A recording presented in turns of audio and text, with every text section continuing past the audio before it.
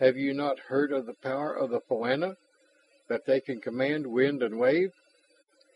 That they can be where they were not in a single movement of the eyelid? And this is so. Behold! It was the oldest trick in the world, perhaps on any planet. But because it was so old, maybe it had been forgotten by the aliens. For as Ross pointed, those heads did turn for an instant. He was in the air, the robe gathered in his arms, widespread as bat wings. And when they crashed in a tangle which bore them all back against the controls, Ross strove to enmesh them in the robe, using the pressure of his body to slam them all on the buttons and levers of the board. Whether that battering would accomplish his purpose, he could not tell. But that he had only those few seconds torn out of time to try, he knew, and determined to use them as best he could. One of the Baldies had slithered down to the floor, and another was aiming strangely ineffectual blows at him. But the third had wiggled free to bring up a paralyzer. Ross slewed around, dragging the alien he held across his body just as the other fired.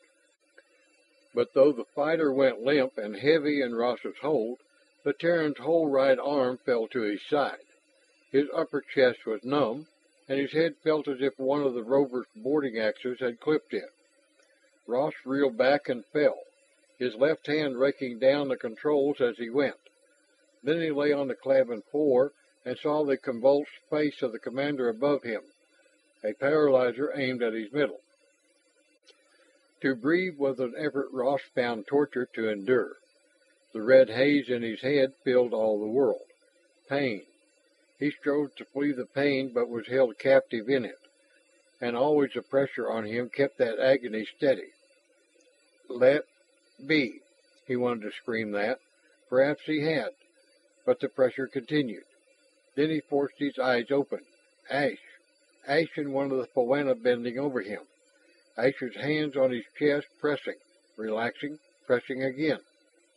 It is good, he heard Wyvalda's voice.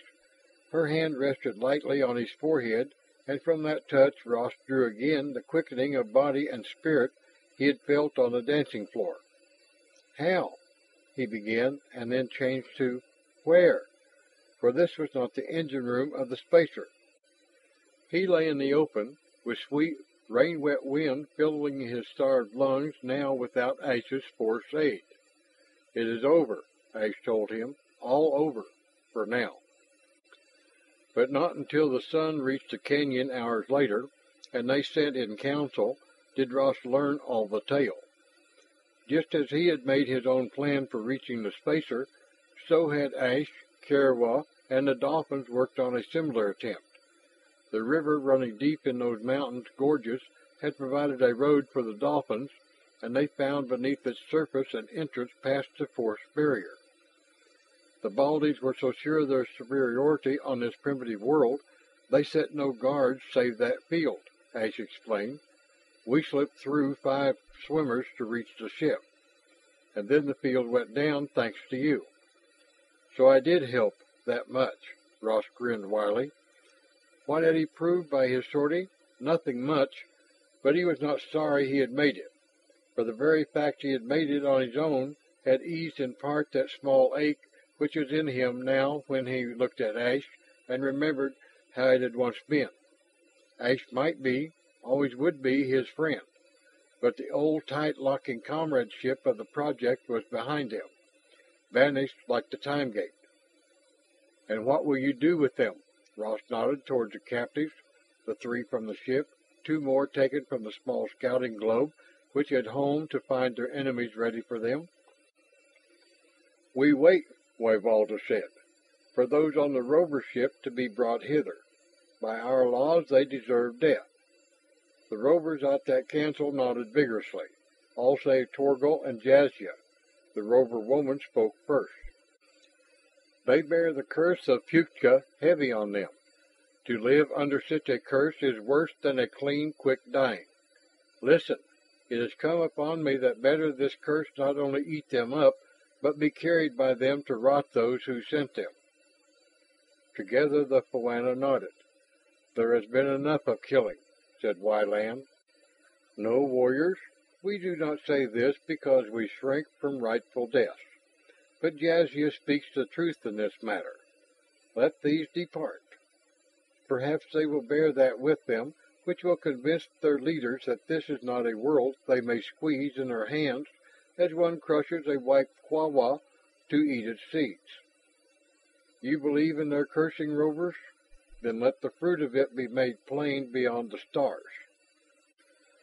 Was this the time to speak of the switched tapes? Ross wondered. No, he did not really believe that the rover curse or their treatment of the captives would, either one, influence the star leaders. But if the invaders did not return to their base, their vanishing might also work to keep another expedition from invading Avakian skies. Leave it to chance, a curse, and time? So it was decided. Have we won? Ross asked Ash later. Do you mean have we changed the future? Who can answer that? They may return in force. This may have been a step which was taken before.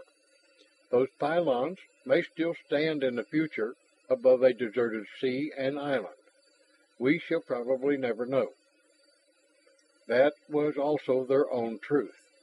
For them also, there had been a substitution of journey tapes by fate. And this was now their Avakiya.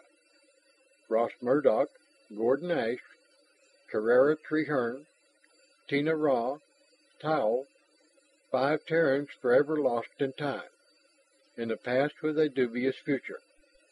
Would this be the barren Lotus world, or another now? Yes, no, either. They had found their key to the mystery out of time, but they could not turn it. And there was no key to the gate which had ceased to exist. Grasp tight the present. Ross looked about him. Yes, the present, which might be very satisfying after all.